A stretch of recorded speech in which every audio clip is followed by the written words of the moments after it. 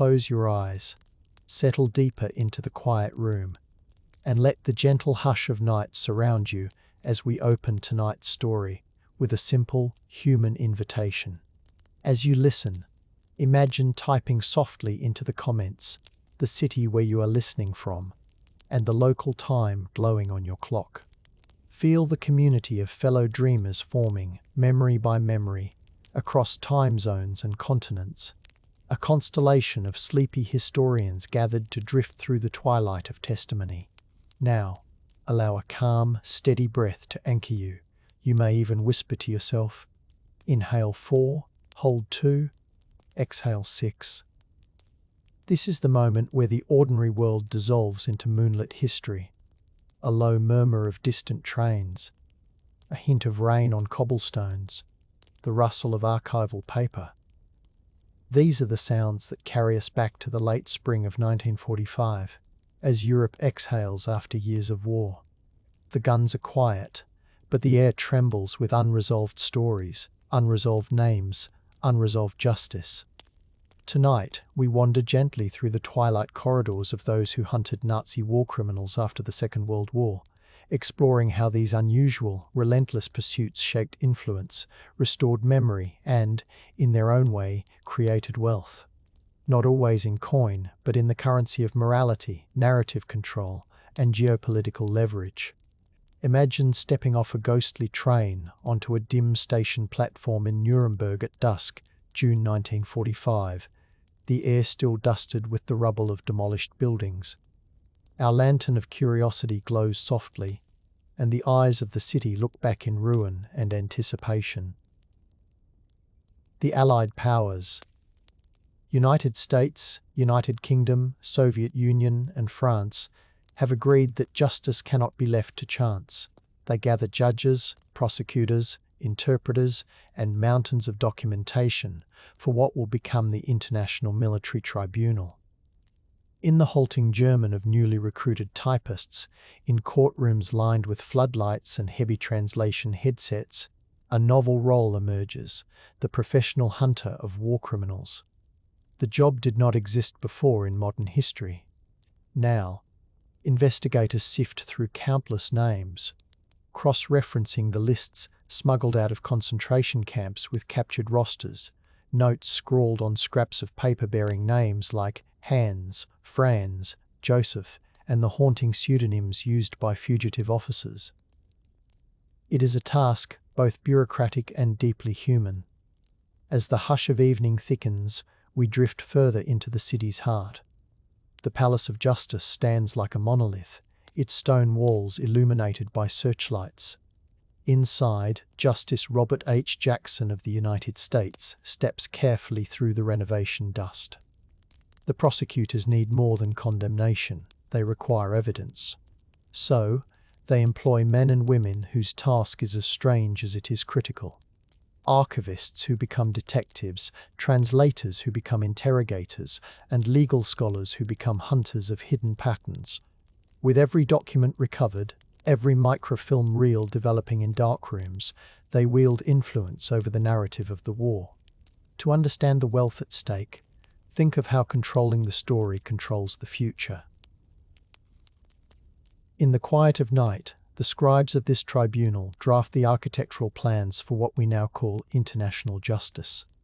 Their salaries are modest, but their influence will echo through the decades, shaping the powers of modern tribunals and the prestige of the Allied nations.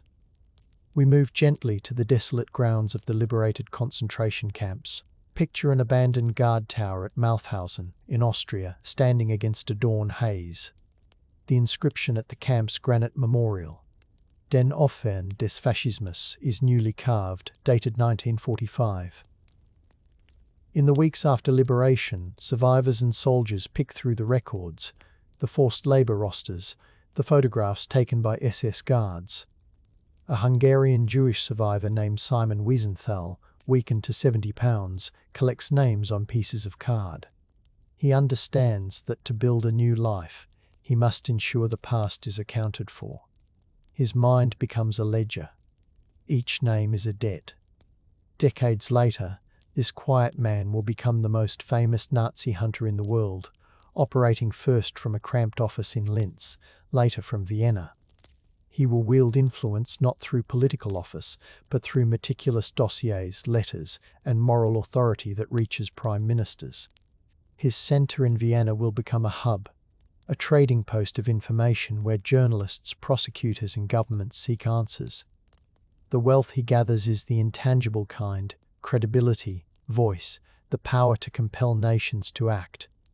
Yet there is also literal financial support: donations from American Jewish organizations, stipends from governments grateful for his assistance in the Cold War climate, as the chase for war criminals also becomes a proxy battle for hearts and minds.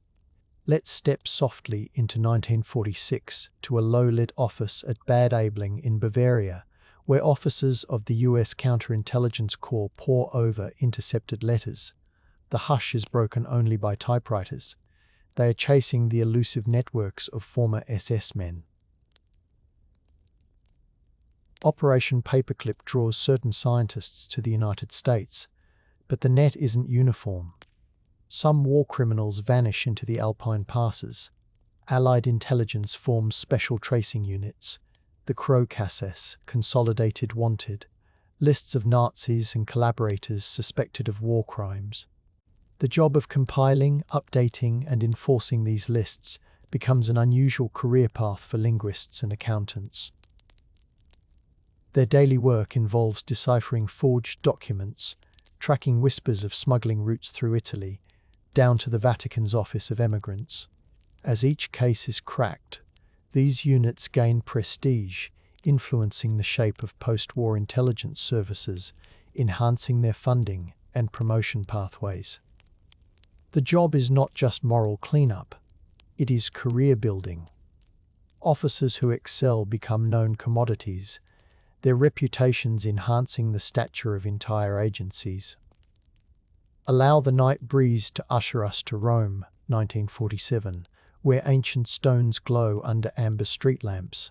In the shadows near Via della Scrofa, a network congeals, the so-called Ratlines, clandestine escape routes used by fleeing Nazis. Some are assisted by Catholic clerics like Bishop Alois Hudal, rector of the Pontificio Istituto Teutonico Santa Maria dell'Anima. In his handwritten dedication inside a copy of Die Grundlagen des Nationalsozialismus, Hudal praises Adolf Hitler. He provides letters claiming certain fugitives are displaced refugees. Through this network, high-profile war criminals like Franz Stangl and Gustav Wagner move toward ports, then to Syria, eventually to South America. Uncovering these paths becomes a vocation for a new breed of investigator. American counterintelligence officers work alongside journalists, threading through the labyrinth of post-war Italy. Each exposure shifts geopolitical influence. If the US can demonstrate vigilance, it gains moral leverage against Soviet accusations. If the Vatican is linked to escapes, its standing wavers. Wealth, too, is laundered along these corridors. Gold hidden in hollow walking sticks, currency stitched into suit linings. Hunter teams follow the money, understanding that fortune and escape are entangled. Those who chart this landscape become key assets, shaping the budgets of agencies, nudging policy decisions in Washington and London. Inhale 4, hold 2, exhale 6.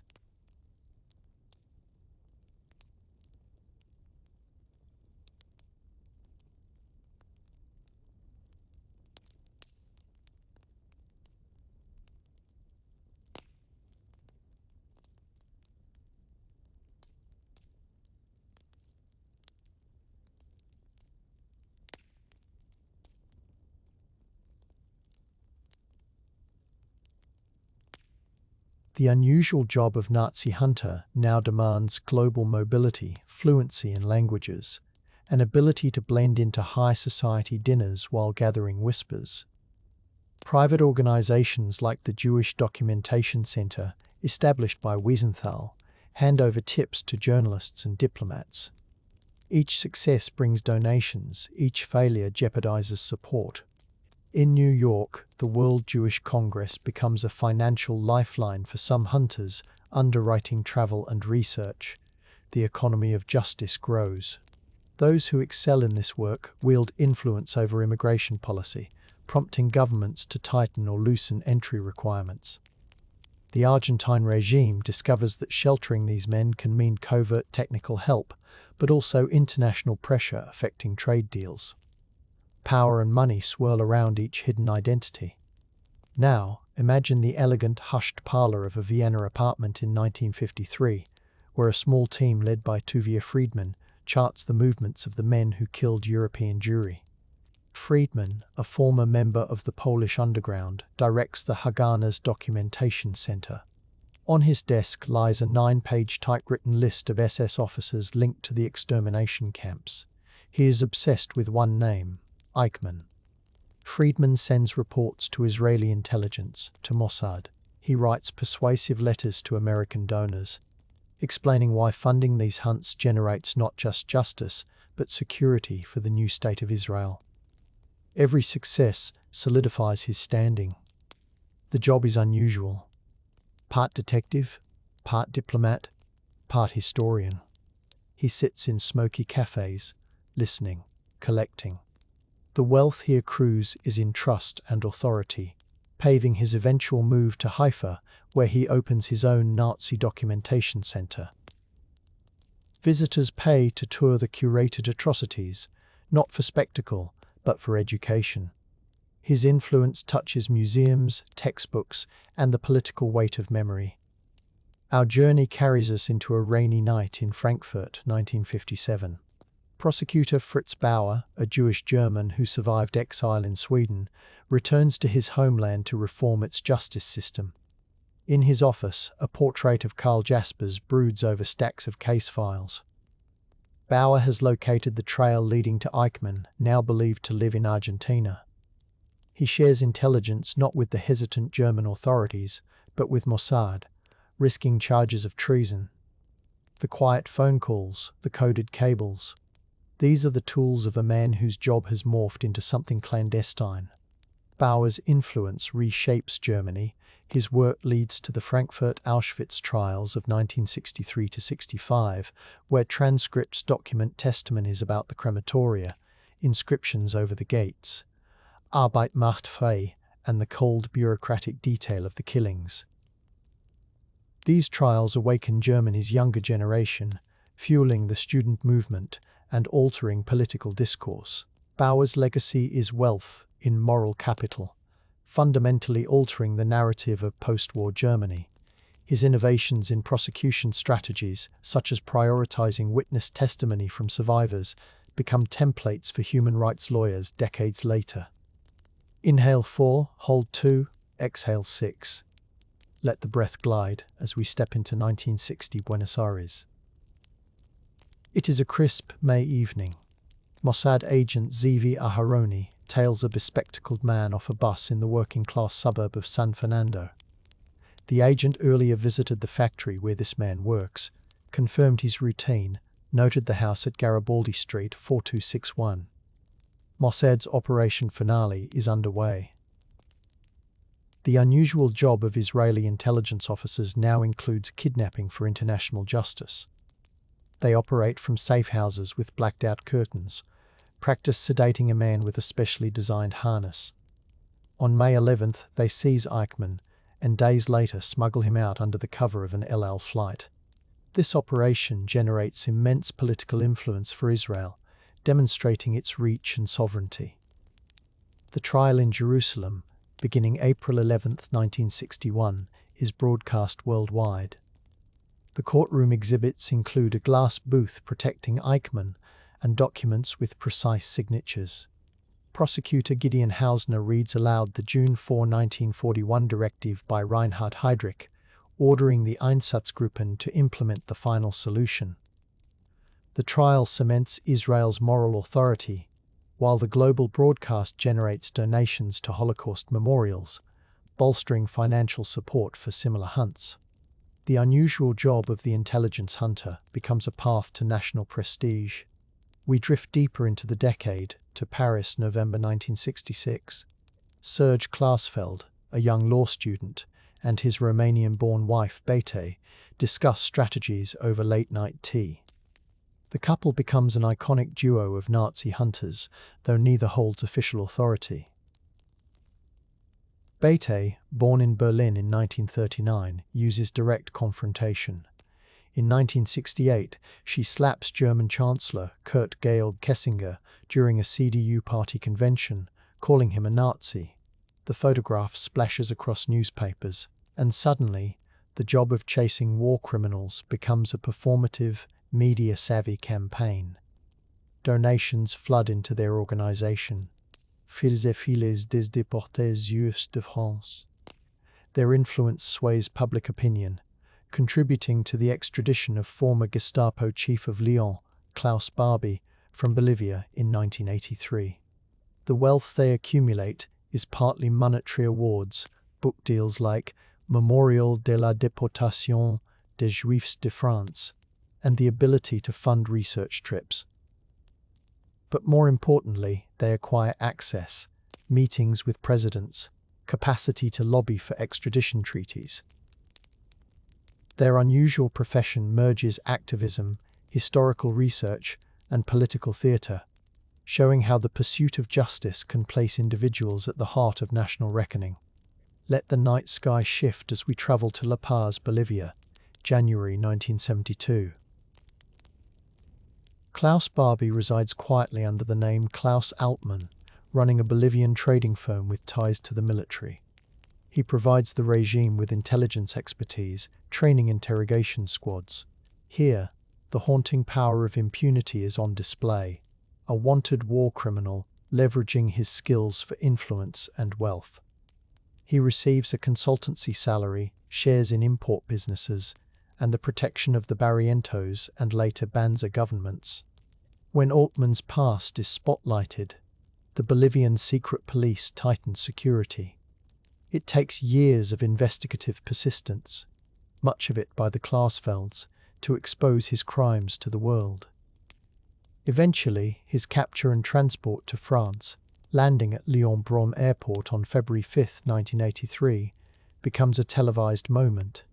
The subsequent trial in 1987 details inscriptions from the torture chambers of Maison des Enfants d'Isieux, diaries of children deported under his orders, sealed orders bearing his signature. The spectacle underscores how war criminals transformed their skills into influence and how their hunters had to master public opinion to counter them. Inhale 4, hold 2, exhale 6. We are now in Jerusalem again, June 1967, but the focus is different.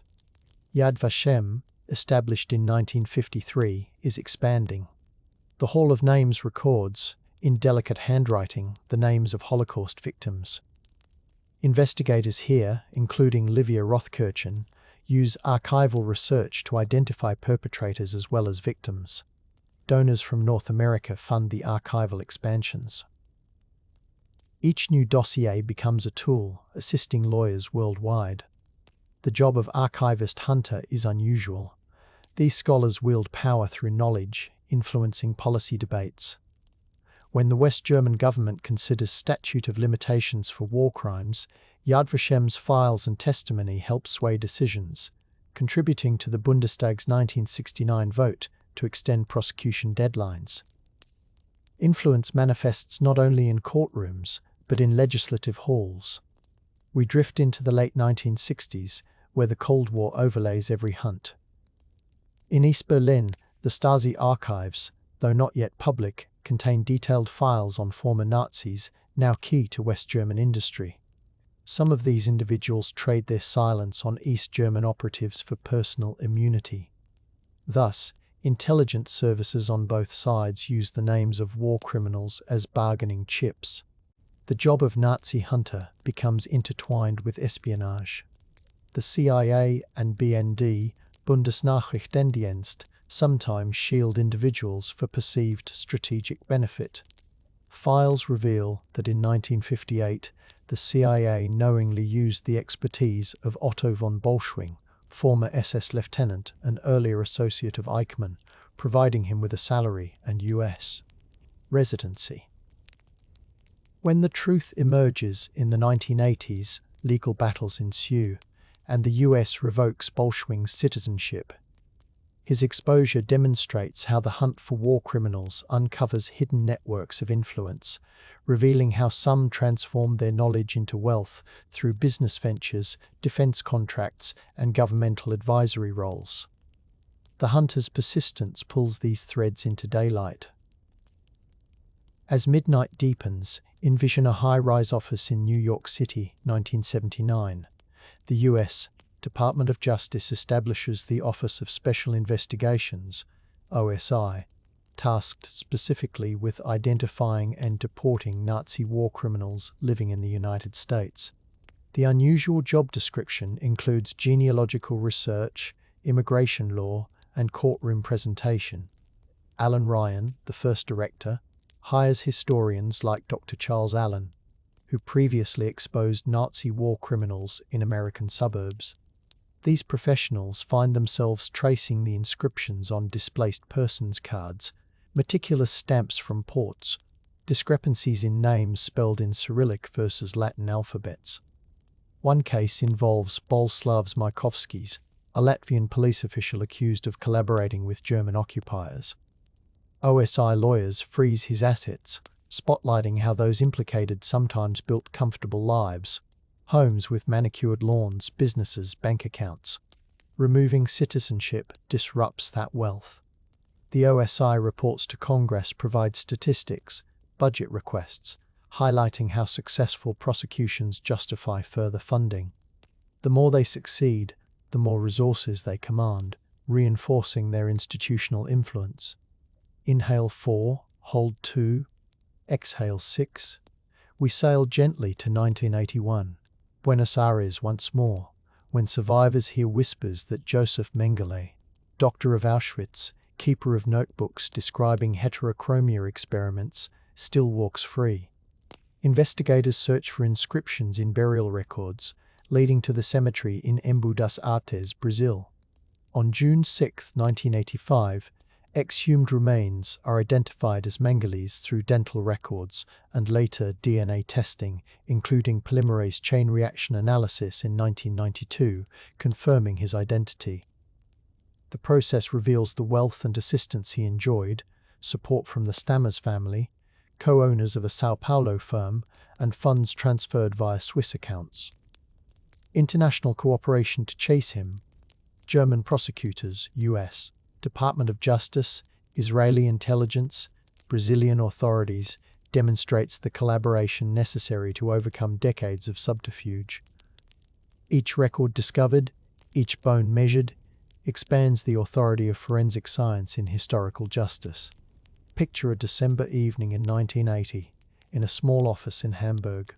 In a windowless room, archivist Gisela Heidenreich examines newly released files from the Central Office of the State Justice Administrations for the investigation of National Socialist crimes in Ludwigsburg. Established in 1958 by Fritz Bauer's advocacy, this office collects evidence for state prosecutors. The archive grows to include over 7 million pages, making it one of the largest repositories of Nazi crimes. Scholars here cross-reference documents identified by survivors like Jan Zwartendijk, whose diaries mention names of Dutch collaborators now living in Germany. Through meticulous work, they prepare the foundation for future trials, including the 1979 prosecution of Herbert Kappler, commandant of the SS in Rome. Their job yields no public accolades, yet their influence is profound. They shape the evidentiary basis for convictions, drive historical understanding, and support educational programs. Grants from the German government fund their efforts. As their successes increase, so too does the budget, reflecting a societal commitment to memory. In 1986, under a darkening sky over Jerusalem, the Israeli Supreme Court reviews the appeal of John Demjanjuk, accused of being Ivan the Terrible of Treblinka. The courtroom is tense, not only because of the survivor testimonies etched with trauma, but because the case highlights the complexities of identity in war crime trials. Photographic evidence, guard rosters, and even a Trauniki service card with the notation number 1393. Demjanjuk, Ivan, come under scrutiny. Later, these evidence chains will be revisited, and Demjanjuk's conviction overturned due to reasonable doubt, only for him to be tried in Munich in 2009 for crimes at Sobibor, ultimately convicted in 2011. The saga emphasizes how the job of hunter is fraught with uncertainties, how the wealth of evidence must be carefully curated to ensure accuracy. It also shows the influence of legal precedent, how these twisted cases push nations to refine evidentiary standards, chain of custody procedures, and international cooperation. Inhale 4, hold 2, exhale 6. Slide through the corridors of memory to 1994. The Hague, where the International Criminal Tribunal for the former Yugoslavia convenes. The tribunal draws heavily on the precedents of the Nuremberg trials. Many of its architects studied the post-war hunts. Their careers, in turn, highlight the transformation of Nazi hunting into a broader human rights profession. Individuals like Benjamin Ferencz, the young chief prosecutor at the Einsatzgruppen trial in 1947, now advises on modern tribunals. His experience becomes a reservoir of influence shaping international law. The unusual job of Nazi hunter evolves into that of war crimes investigator writ large. Non-governmental organizations, Human Rights Watch, Amnesty International, trace their methodologies to these earlier hunts.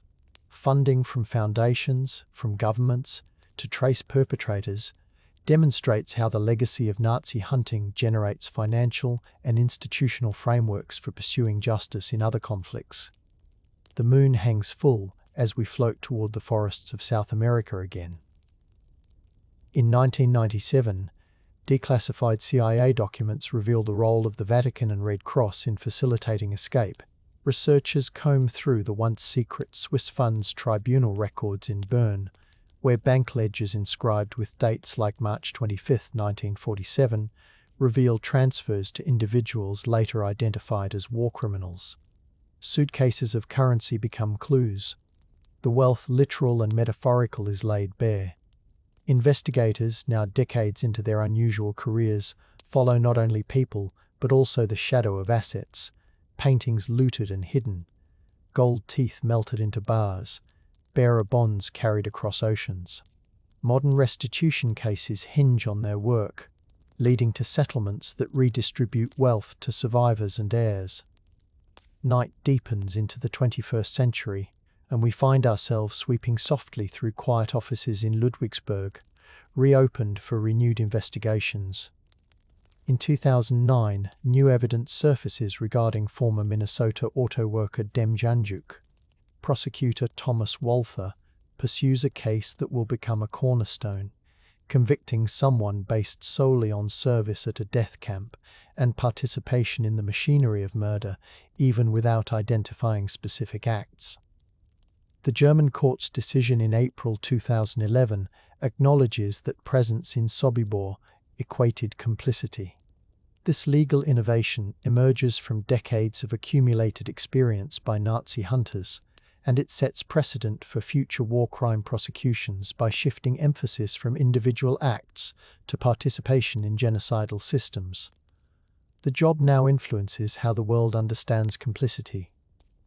Inhale 4, hold 2, exhale 6. Let the narrative drift back to the small German town of Lüneburg, 2015. Oskar Grüning, the bookkeeper of Auschwitz, stands trial at the age of 94.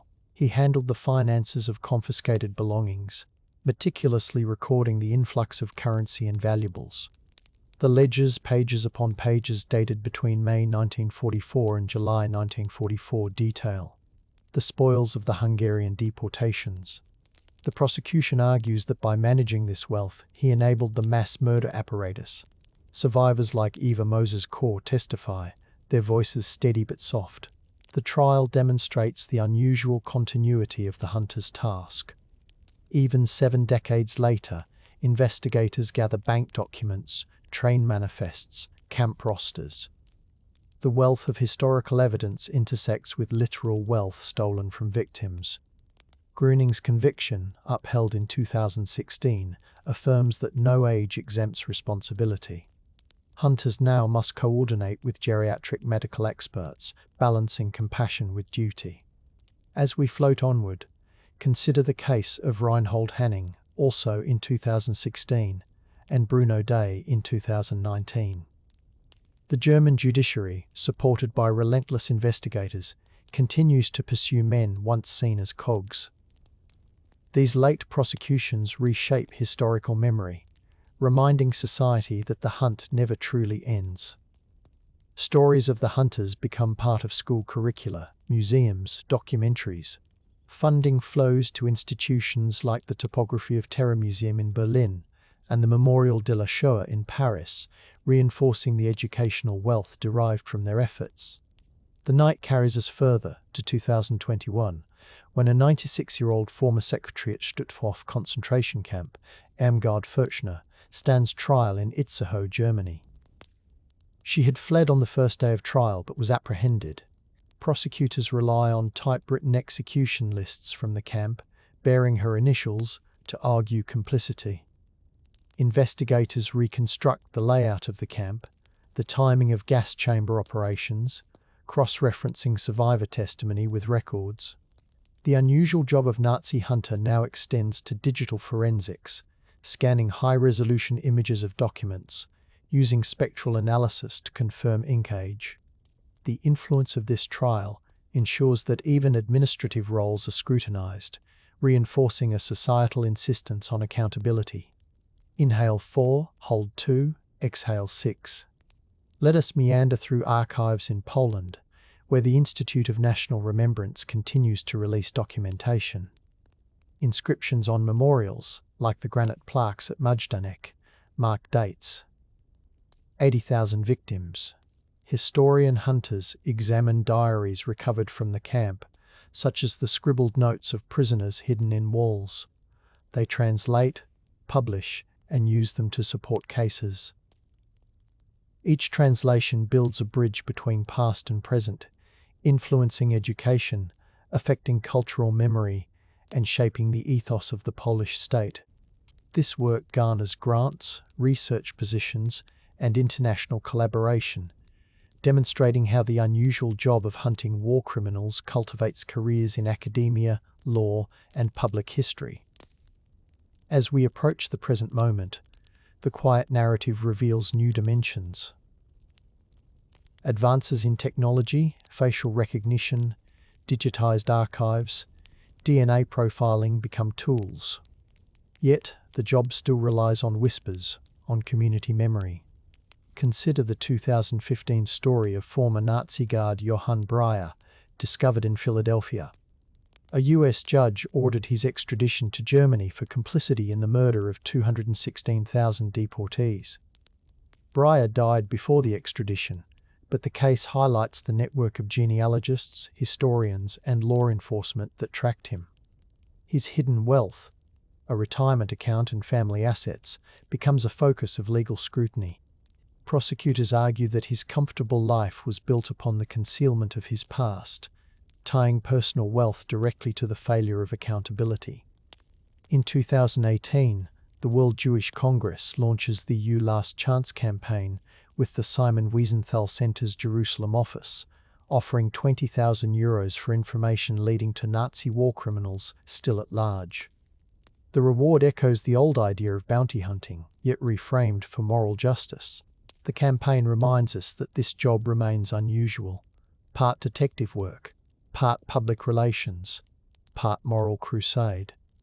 The influence extends to social media, to younger audiences, connecting them to a history almost out of living memory. Inhale 4, hold 2, exhale 6. Now, in the quiet hush of our present night, we stand in the Memorial Hall at the United States Holocaust Memorial Museum, where the eternal flame flickers. Plaques etched with dates of liberation.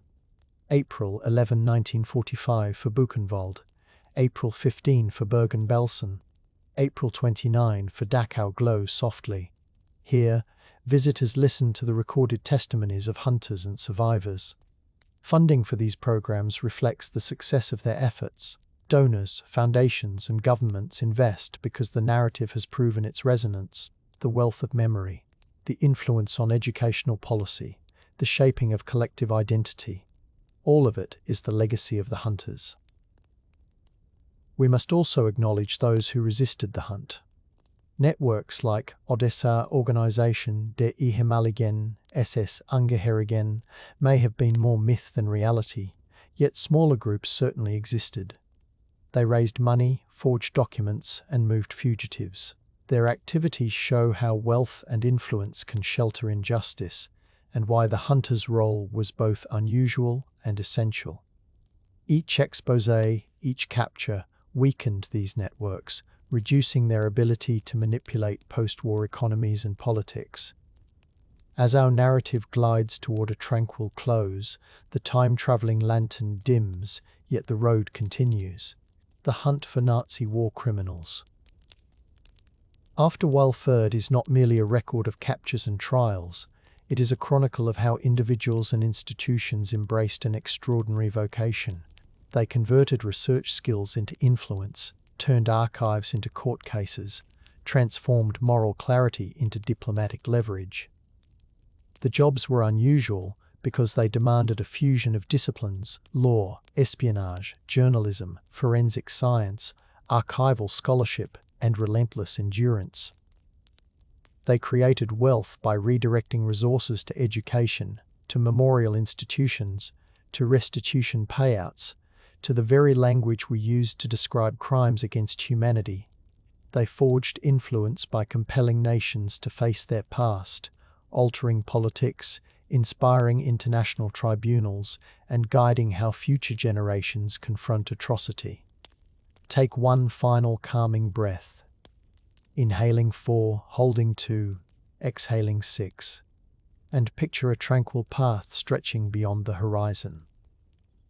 The night is quiet, but you sense footsteps ahead, voices murmuring of other stories waiting in the dark. The hunt, in its moral essence, continues wherever justice has yet to be served. And as you drift towards sleep, know that the lantern we carry tonight will light the way for the next tale, softly, patiently, through the archives of history yet to unfold. As our thoughts settle on the long search for justice after the war, we can feel the weight of those years slowly ebbing away. The pursuit of hidden war criminals carried a quiet determination, even when the world longed for rest. Yet the night holds another hush of intrigue, where former enemies were asked to lend their minds to a new dream. We drift now toward the strange chapter known as Operation Paperclip, where old shadows found unexpected places in the American dawn. Before we wander together into the hush of distant decades, I invite you to settle in, to feel the pillow or the chair beneath you, and to share your connection with this nighttime voyage. Let me know in the comments which city cradles you tonight, and what the local time whispers on your clock. As you type, picture a gentle candle flame flickering. It keeps the room dim, the world quiet, and your mind tuned to the softer edges of history. We will be gentle with the facts, but attentive, precise, and patient. You can rest your head, relax your shoulders, and breathe slowly, because in this sleepy story, accuracy holds hands with stillness. Imagine that we're slipping into a warm library where the pages smell faintly of cedar, where every detail is a feather-light touch on your cheek. This evening, we let the title guide us: Operation Paperclip, how America hired Nazi scientists, why their work was so unusual, and how their knowledge became wealth, influence, and machinery for an empire wrapped in the stars above. Close your eyes if that feels right. We float back to late April 1945, when the Third Reich was collapsing like a paper lantern in heavy rain. The American army edged toward the town of Bleicherode, chasing rumors that a team of engineers, led by a tall, blue-eyed rocket dreamer named Wernher von Braun, were hiding nearby. Their job was unlike anything the ordinary GI had known, designing V-2 rockets that had streaked across the sky toward London, leaving scars in streets and mines. Yet these men, disciplined and inventive, carried formulas and test logs that could become the spine of an American space dream. Operation Paperclip was not just a recruitment. It was a delicate, controversial act of plucking knowledge from the ruins of a defeated regime. Touch the idea lightly. In the ashes of a brutal war, America was looking for talent that could change the trajectory of the Cold War, even if that talent came engraved with the Iron Cross of an enemy. The story takes its first shimmering breaths with Operation Overcast, the original name plotted by the Joint Intelligence Objectives Agency in 1945. The plan: collect German scientists, technicians and their families, ensure they were untainted by a high-level Nazi party past, and shepherd them to the United States. Soon, the name changed to Operation Paperclip, inspired by the paperclips attached to the files of those deemed promising, even when their records held worrying stains. Each file was a question mark, a moral weight. The jobs being offered were a strange bargain. In exchange for continuing work in rockets, aeronautics and chemical science, the scientists would find new homes, new research budgets, and safety from Soviet forced labor camps. The United States, in turn, believed it would gain a leap in military and scientific capability. That exchange knowledge for sanctuary was the unusual employment story at the heart of this nocturne. Let us drift deeper. Picture General Dwight D. Eisenhower signing off on the initial clearance, while Colonel Holger Toftoy in the United States Army Ordnance Corps became the shepherd gathering these intellectual sheep. He believed that bringing them to America could save years of research and millions of dollars. Imagine the chill of the Harz Mountains in May 1945. Von Braun, with his arm in a cast from a car accident, and his close collaborator, General Walter Dornberger, awaited the Americans in a ski chalet at Oberjoch. They had surrendered deliberately, fearing capture by the Soviets, who were equally determined to seize their expertise. Already the scientists knew their knowledge could command power. Their new job would be to seed that power inside an American arsenal. The first group consisted of 115 specialists from Peenemünde, the German Army Research Center where the V-2 rockets took shape. The V-2, or Vergeltungswaffe Y, had reached altitudes of 100 kilometers, brushing the edge of space, striking London and Antwerp with supersonic speed. The V-2 technology was unprecedented, and that made the jobs of these scientists unusual by definition. The Americans moved the captured V-2 hardware across the Atlantic, assembling them at White Sands Proving Ground in New Mexico. When the first V-2 launched there on April 16, 1946, the desert air had the faint smell of the sea from the rocket's liquid oxygen and alcohol mix, and the American engineers, taught line by line by their former adversaries, felt a new world unfolding.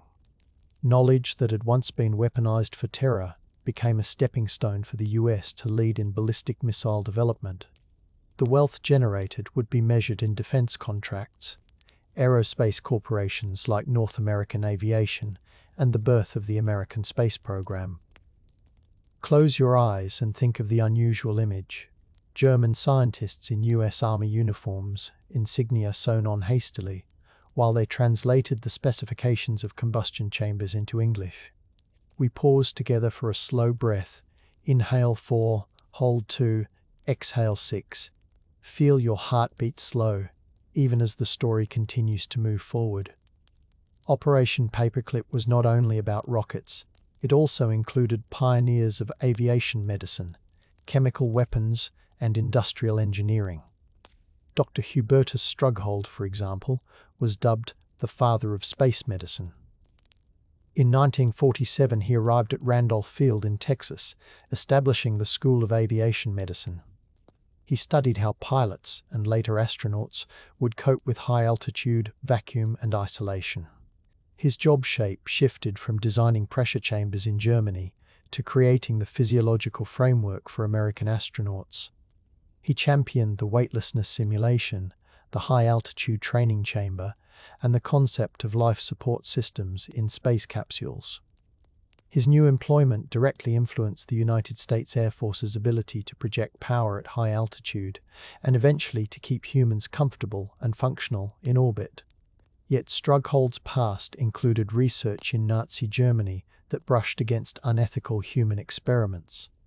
The moral unease clung to his file like a shadow, but his knowledge secured him a distinguished title. In an ASMR whisper, we acknowledge the paradox.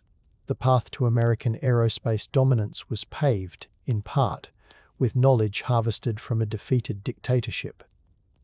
Drifting further into the narrative, let's observe Wernher von Braun's transformation.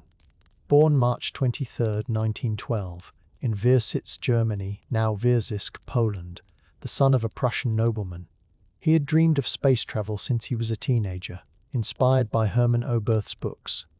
He joined the German Army's rocket program in 1932, led the Peenemünde team by the age of 25, and joined the Nazi Party in 1937. He also took a rank in the SS. His career path was unusual, a scientist wrapped in military trappings. Under Paperclip, he arrived in Fort Bliss, Texas, by September 1945.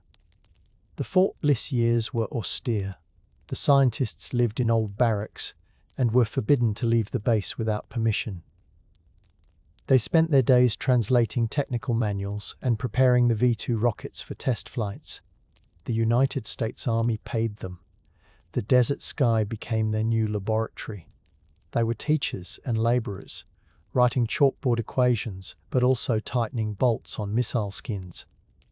The job gave them influence in the form of direct contributions to American missile defense.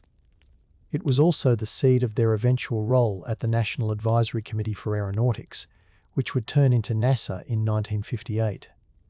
It is late 1946, and Major Robert Staver of the U.S. Army Ordnance Corps is cataloguing German patents.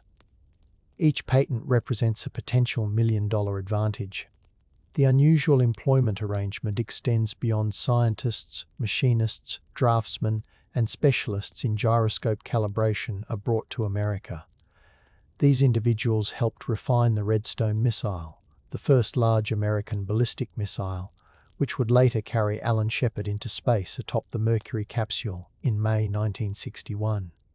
Operation Paperclip's unusual job market provided direct pathways to wealth in the military-industrial complex, with contractors like Chrysler building Redstone stages and receiving lucrative government contracts. Von Braun's team, now relocated to Huntsville, Alabama, at Redstone Arsenal in 1950, became local celebrities. Churches, schools, and diners began naming dishes after rockets. The scientists, often seen as exotic foreigners, also became community leaders, encouraging local support for the emerging space industry. Huntsville's transformation from a cotton-producing town into the rocket city was a socio-economic ripple of Operation Paperclip. Imagine the town's economy inflating gently, properties appreciating, new schools appearing, all centered around the unusual employment of importing German expertise. Consider, if you will, the job of Dr. Kurt Debus. In Germany, he directed V-2 launch operations at Peenemünde. After Paperclip, he joined the US Army and eventually became the first director of NASA's Launch Operations Center at Cape Canaveral, later called the Kennedy Space Center. Debus oversaw the firing of the Jupiter C rocket that launched Explorer 1, America's first satellite, on January 31, 1958. Later, he managed the Saturn V launch operations that carried Apollo astronauts to the Moon. His job was rare. A launch director whose career bridged 2 continents and 2 regimes. Under his leadership, Cape Canaveral became a wealthy enclave, drawing engineers, technicians, hotel owners, and tourists. The economic multiplier effect fed Florida's Space Coast. Even today, the mid-century homes of Cocoa Beach and Merritt Island whisper stories of German accents mingled with southern drawls. People purchased souvenirs of rockets and NASA patches, all sustained by the job Debus and his colleagues performed. We flow into another breath. Inhale 4, hold 2, exhale 6. Feel the breath, let it ground you. The next story belongs to Dr. Arthur Rudolph, the production mastermind behind the V-2's Mittelwerk factory, a subterranean complex near Nordhausen. During the war, enslaved laborers from the Mittelbau-Dora concentration camp assembled rockets under horrific conditions. Rudolph's record is stained. He was investigated by American authorities even as he contributed to the Redstone and Saturn programs. After the war, he became a naturalized U.S. citizen, led the development of the Pershing missile, then directed the Saturn V program at NASA's Marshall Space Flight Center. His job was to integrate thousands of components into a reliable launch vehicle capable of delivering a wealth of influence on the global stage. The Saturn V's success generated billions in contracts for companies like Boeing, IBM, and Douglas Aircraft. Yet the moral reckoning returned in the 1980s, when investigators in the Office of Special Investigations at the Department of Justice challenged his wartime actions. In 1984, Rudolph agreed to renounce his U.S. citizenship and leave the country rather than face a denaturalization trial. The unusual nature of Operation Paperclip jobs is a symphony of opportunity and shadow. The wealth it produced was entangled with responsibility and controversy. Now, let's glide to Texas again, to the story of Dr. Krive. Fritz Haber. Not the World War I chemist, but Fritz Haber Jr., who joined the United States operations to contribute to chemical engineering. The Chemical Corps of the U.S. Army employed several German chemists to develop defensive measures against nerve agents like tabun and sarin, which had been stockpiled by the Nazis but never used on the battlefield. Dr. Walter Schieber, the former head of the Armaments Ministry's chemical department, became a paperclip asset. He had knowledge about the manufacturing process of these nerve agents. The United States wanted this knowledge to ensure its own safety and to create stockpiles as deterrents. This unusual job helped shape policies that influenced the wealth of chemical companies such as DuPont and Dow Chemical, which received contracts for research and production. Meanwhile, the Chemical Warfare Service evolved into the U.S. Army Chemical Corps, gaining influence within military strategy. You might let your mind wander to Wright-Patterson Air Force Base in Ohio, where, starting in 1946, German aircraft engineers like Dr. Hans Multhop and Dr. Hans Multhop and Dr. Alexander Lippisch analyzed swept-wing designs. Lippisch, a pioneer of delta-wing aircraft, had previously worked on the Messerschmitt Me-63 Comet rocket fighter. Under Operation Paperclip, he became a consultant for Convair in the United States, influencing the design of the Convair F-102 Delta Dagger and subsequently the B-58 Hustler strategic bomber. These aircraft shaped the American approach to high-speed flight, leading to valuable defense contracts for General Dynamics and other aerospace firms. The unusual employment of a German delta-wing expert in a Texan design office rippled into the creation of supersonic jets that reinforced American military dominance.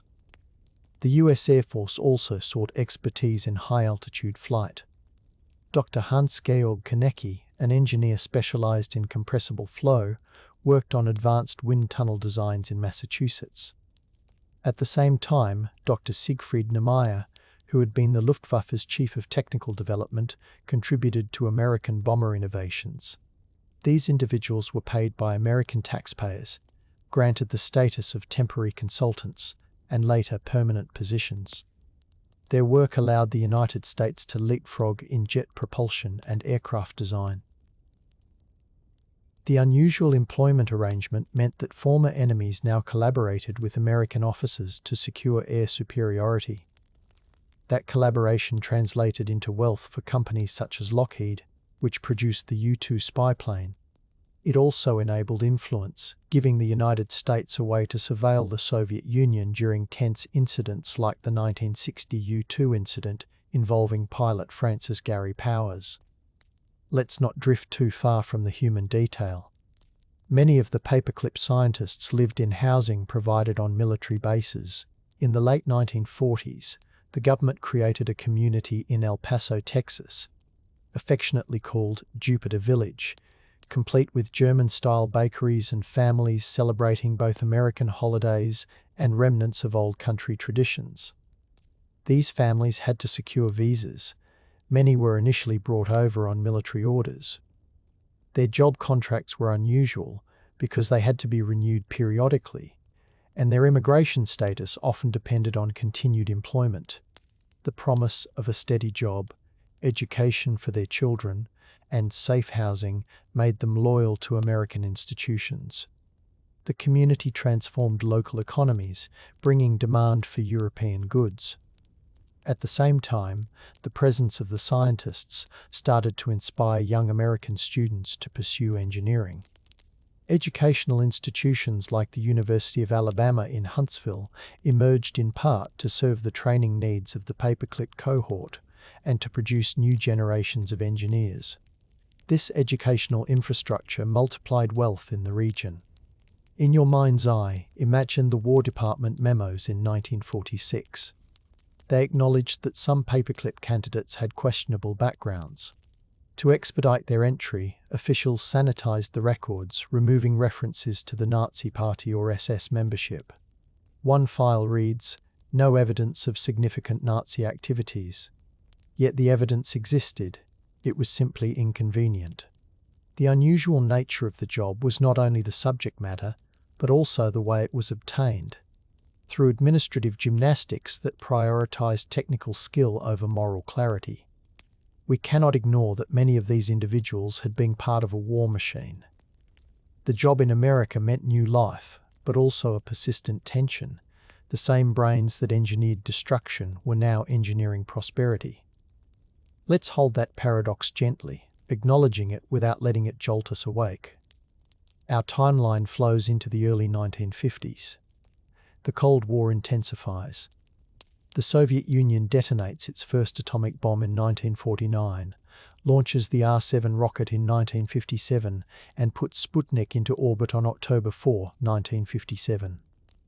The United States panics, a Sputnik crisis in the night sky. It is then that the Operation Paperclip scientists bolster their influence. Because they had been working on ballistic missiles, they could respond quickly. Von Braun proposed the Jupiter C rocket as a satellite launcher. Within just 84 days after approval, Explorer 1 lifted off, carrying the Geiger-Müller tube built by Dr. James Van Allen. The launch took place at 10:48 p.m. EST, January 31, 1958.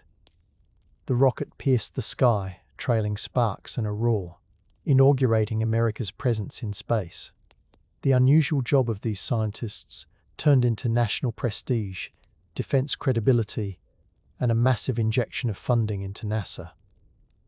On July 29, 1958, President Dwight D. Eisenhower signed the National Aeronautics and Space Act. NASA was born. Within this new agency, the paperclip veterans found room to expand their work. Wernher von Braun became director of the Marshall Space Flight Center in 1960. The job included managing thousands of workers, designing the Saturn series rockets, liaising with contractors, and presenting to oversight committees. His charisma and technical command made him a celebrity scientist. He appeared on Walt Disney's television programs, such as Man in Space in 1955, mesmerizing American audiences. Through these media appearances, he shaped public opinion, winning support for space exploration. The unusual job thus also created influence over culture. People bought science kits, rocket toys, and science magazines, enriching the commercialization of aerospace fascination. While we drift with these stories, let's touch on another detail: the White Sands Missile Range, once called White Sands Proving Ground. The captured V-2 rockets performed flights designated by numbers, such as V-2 number 4 on May 10, 1946, reaching an altitude of 11 kilometers. American scientists like John von Neumann, Albert Hibbs, and a young Richard Feynman observed. In one mission, on October 24, 1946, a V-2 launched with a 35mm film camera, capturing the first photographs of Earth's curvature from space. That image, showing a dark tailing horizon, became a symbol of a new vantage point. The job of the German technicians was unusual because they were adapting their knowledge to a new environment, calibrating rockets at high desert altitude, dealing with American instrumentation and training GIs to handle cryogenic propellants. These V-2 flights contributed to the United States' knowledge of ballistic trajectories, re-entry heating, and high-altitude atmosphere, essential for creating intercontinental ballistic missiles like the Atlas and Titan. The wealth from these programs funded universities, defense contractors, and countless sub-suppliers. We breathe together again. Inhale 4, hold 2, exhale 6. Consider Dr. Ernst Stuhlinger, a gentle figure with a thoughtful demeanor. A specialist in cosmic rays and plasma physics, he joined von Braun's team, becoming a proponent of electric propulsion. In 1957, he wrote about ion thrusters, engines that accelerate charged particles to produce thrust. His ideas were so unusual that even the American press labeled them science fiction. Yet decades later, ion propulsion would drive NASA's Deep Space One and Dawn missions. Stuhlinger's job exemplified how Operation Paperclip injected futuristic concepts into American research. His work, funded by US defense and space budgets, guided eventually profitable contracts in the private sector as satellite manufacturers looked for efficient propulsion systems. The arc from a small German office to the boardrooms of American aerospace companies is long, and we can trace it in gentle lines. Let's explore the story of Dr. Theodor Benzinger, another paperclip scientist, known for his research on thermoregulation. He invented a method to measure body temperature by inserting a probe into the ear near the tympanic membrane. During World War II, he worked on high-speed flight research for the Luftwaffe. After moving to the United States, he joined the Navy's Medical Research Institute in Bethesda, Maryland, focusing on preventing pilots from passing out during rapid maneuvers. His work contributed to the development of G-suits and improved safety protocols. These innovations fostered the growth of companies manufacturing flight suits and medical devices, shaping a niche industry. Again, we see the unusual job transferring knowledge of human physiology from wartime Germany into peacetime American innovation. Not all stories are prominent names.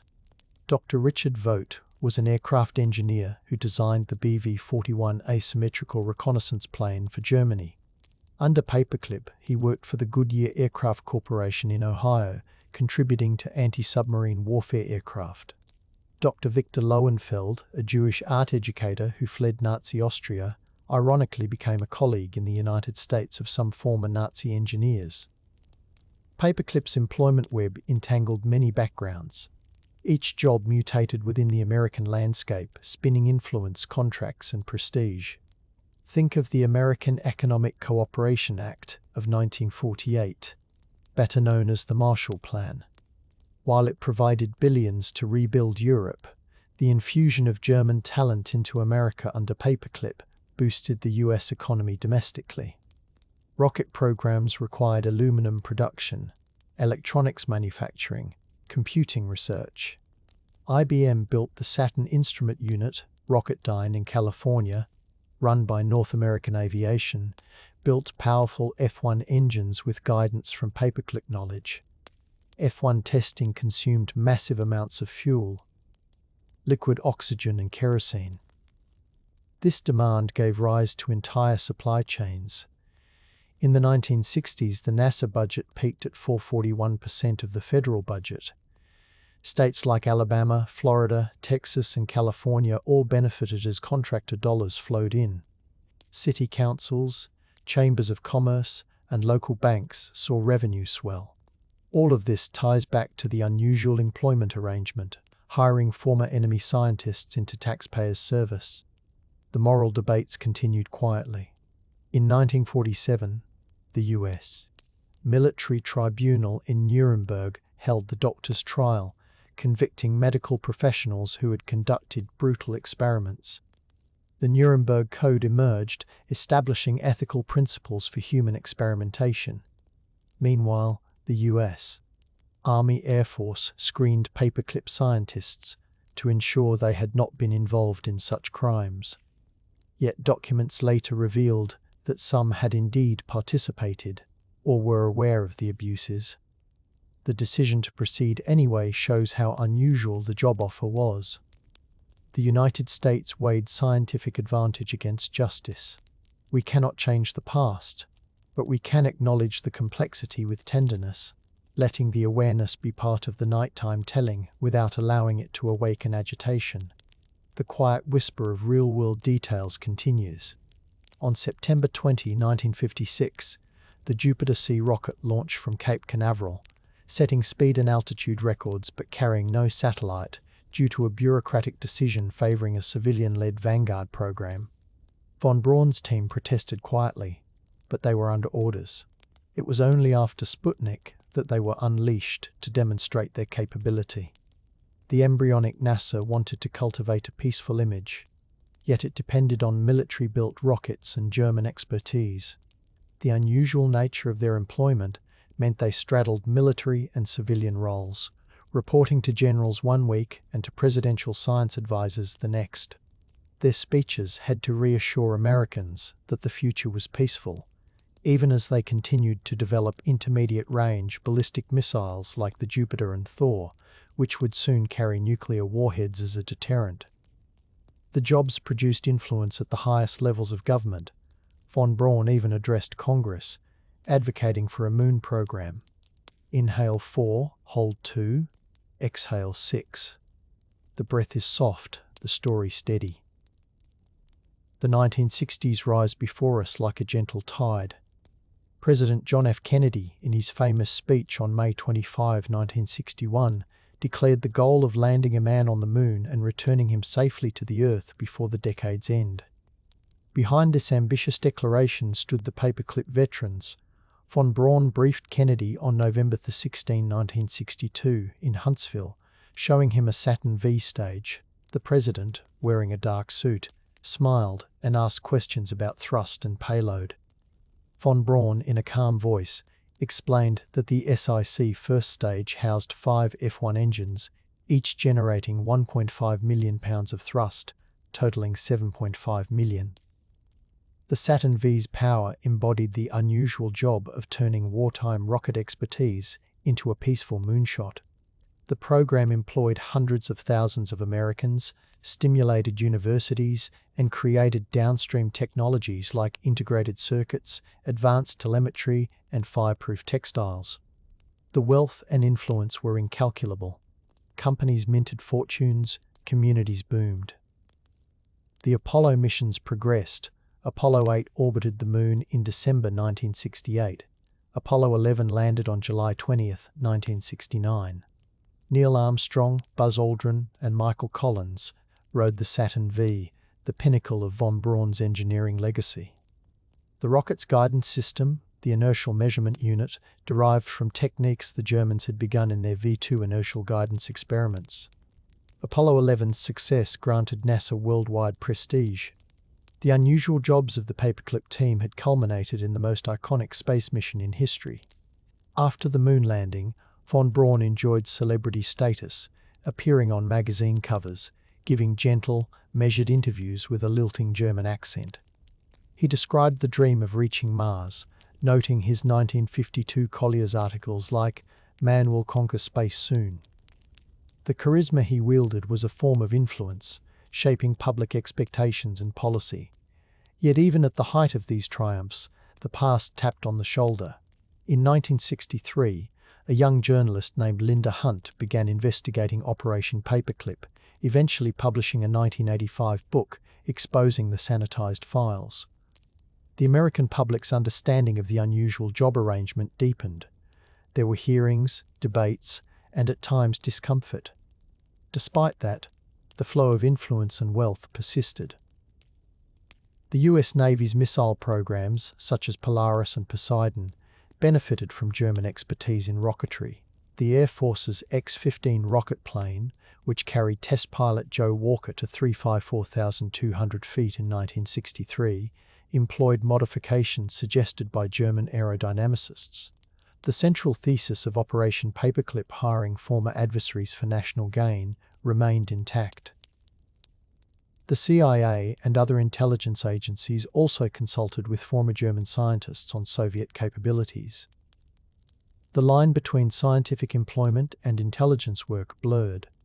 We gently drift to the figure of Dr. Magnus von Braun, Wernher's younger brother, who managed logistics for the team.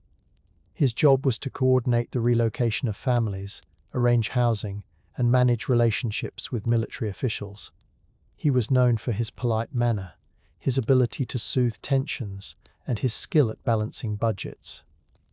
He became a naturalized US citizen in 1955, the same year as Wernher. His unusual job, being the liaison for a transplanted scientific community, has echoes today in the management structures of global technology companies. Magnus's work helped create a stable environment in which the scientists could thrive, which in turn ensured continued contributions to US wealth in aerospace. The paperclip story also includes Dr. Heinz Haber, a physicist who worked on medical problems of spaceflight. After joining the US Air Force, he became a consultant for the US Army Air and NASA. He produced educational films for Disney on the future of human space travel, helping popularize the idea of space stations and zero gravity. His influence was cultural, shaping how American children dreamed about the future.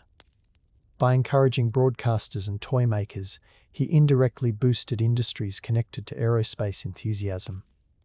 His unusual job included not only research but also public outreach, bridging science and storytelling.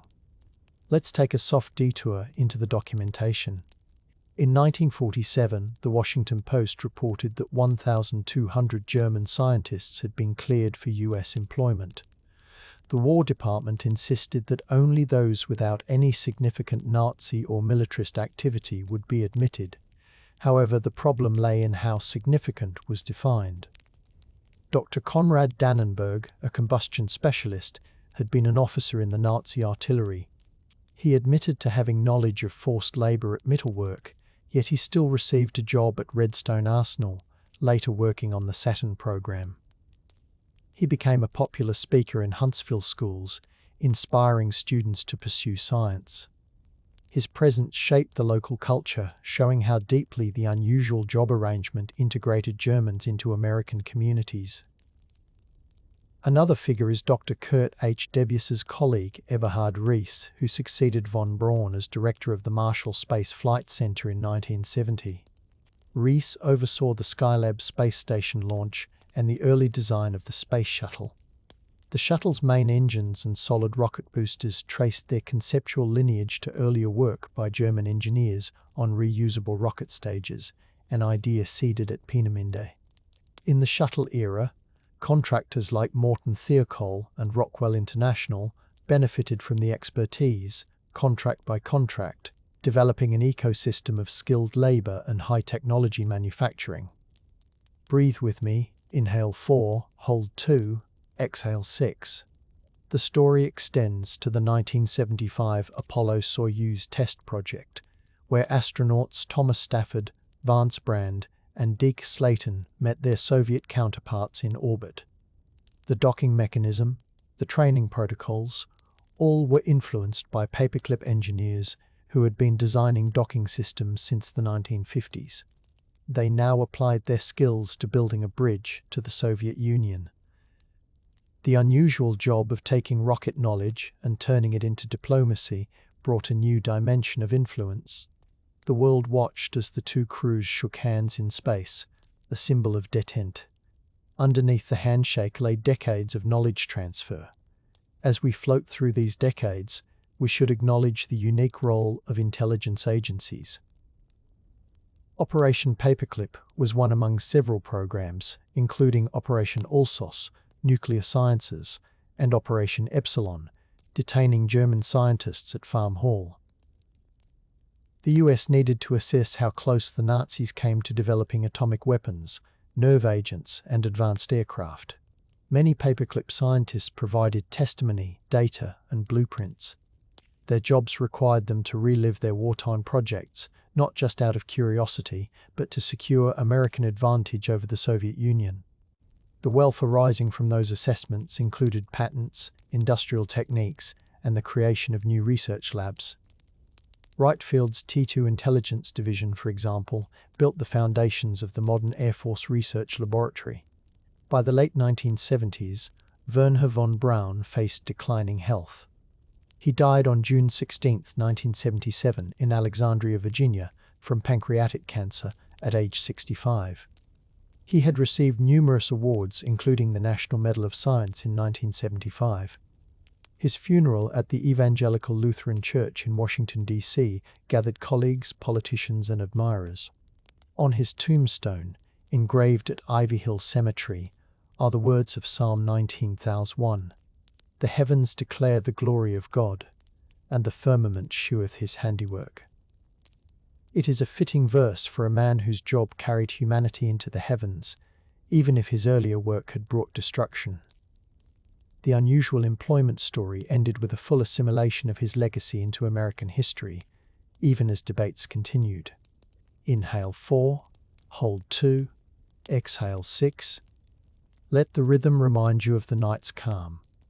Operation Paperclip's timeline extends further into the legacies of radar, rocketry, and even computing. Dr. Helmut Weiss, for instance, contributed to navigation systems that laid groundwork for inertial navigation, crucial for ballistic missiles and later for commercial airliners. The wealth from inertial navigation patented technologies enriched companies like Litton Industries. Another scientist, Dr. Helmut Weiss, Gerhard Braun, worked on night vision technology, enabling the US Army to build advanced targeting systems. Each job had a ripple effect. American soldiers equipped with better gear, defense companies earning contracts, allied nations purchasing US-made weapons. Let's step quietly into the moral reflections of later years. In the 1980s and 1990s, historians uncovered more details about the involvement of paperclip scientists with Nazi organizations. NASA responded by renaming facilities that had previously honored individuals like Strughold. In 2014, the Air Force Space and Missile Pioneers Hall of Fame removed Strughold's name. Yet the contributions remained woven into national achievements. The unusual job had permanently altered America's trajectory. The wealth of knowledge could not be easily unwound. As you rest your head, envision the Saturn V stands tall in the dark, floodlights illuminating its white and black paint, the American flag painted on its side. Nearby, elderly engineers with soft German accents, now grey-haired and frail, lean on canes, smiling quietly at the monument to their life's work. Their job carried them from a war-torn homeland to a country that offered both sanctuary and scrutiny. Their influence reached television screens around the world. Their work generated billions of dollars in economic activity, determined the course of the space race, and shaped the defense posture of the United States. We wander into the modern era. SpaceX, Blue Origin, and other private aerospace ventures owe a conceptual debt to the Saturn V heritage.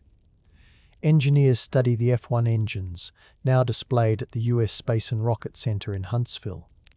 Tour guides explain how German scientists developed staged combustion principles. Young students run their fingers along metal surfaces, feeling the cold ripple of history. The jobs created by Operation Paperclip continue through these new ventures: propulsion experts, software engineers, supply chain managers. The influence persists in the form of global satellite networks, GPS navigation, and communications infrastructure. The wealth gleaned from this lineage is seen in the market valuations of aerospace companies, the billion-dollar contracts for commercial crew transport, the expansion of satellite-based internet services, and still, the unusual hiring decision of 1945 hums underneath. It is evening now, in this tale. The lights soften further. Perhaps you feel the pillow call, or your hands rest gently on a blanket. We still have a little distance to glide. Operation Paperclip also influenced cultural narratives. Movies like The Right Stuff and Hidden Figures depict the NASA story, sometimes quietly referencing the German presence.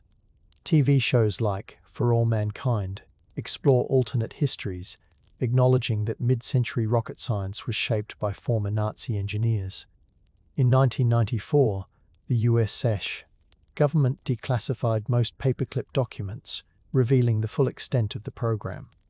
The story seeped into academic journals like Intelligence and National Security, and popular histories such as Annie Jacobsen's 2014 book, Operation Paperclip. The unusual job arrangement became part of public discourse, spurring museum exhibits and documentary films. Before we reach the reflective close, let's savor one more breath. Inhale 4, hold 2, exhale 6. Now, consider the present-day implications. As the US competes with other nations in space exploration and technology, the legacy of Operation Paperclip is a reminder that scientific talent is a strategic asset. Modern programs, such as recruiting international students into STEM fields or attracting foreign scientists, echo the paperclip philosophy, though under vastly different ethical guidelines. The unusual job that once involved hush-hush flights from Germany to America now manifests as global recruitment for research universities, tech firms, and space agencies. Knowledge remains a currency. Influence still crescendos from expertise. Softly, we bring the narrative into a reflective wrap-up. Operation Paperclip began as a clandestine wartime operation rooted in necessity and pragmatism. It hired former Nazi scientists for the United States, giving them roles that were both unusual and transformative. Their work accelerated aerospace and defense innovations, cultivated wealth for industries, and generated influence over national strategy and global prestige. Yet the program also carried moral ambiguity, revealing the complexities of post-war politics. As we look at the trajectories of rockets, satellites, and human exploration, we see the fingerprints of those early hires. Their jobs helped build NASA, shape the US Air Force's missile arsenal, and influence American culture's fascination with space. Now, as the narration settles like gentle snow, listen for the echoes of 1945 in the hum of today's satellites orbiting above, in the speech of engineers brainstorming at midnight, in the careful steps of astronauts walking beneath the canopy of Launch Complex 39. Operation Paperclip reminds us that history is layered with choices, compromises, triumphs, and regrets. The unusual employments of those scientists forged pathways to wealth and power that still resonate. Tonight, let that understanding rest with you, not as a weight, but as a soft awareness that even the most calming bedtime story can hold truths that need to be acknowledged. Thank you for spending this time in the quiet corridors of history. If you enjoyed this gentle journey through Operation Paperclip, please share in the comments another job, another historical role you'd like us to whisper about. Your requests shape our future tales, and your presence here means everything.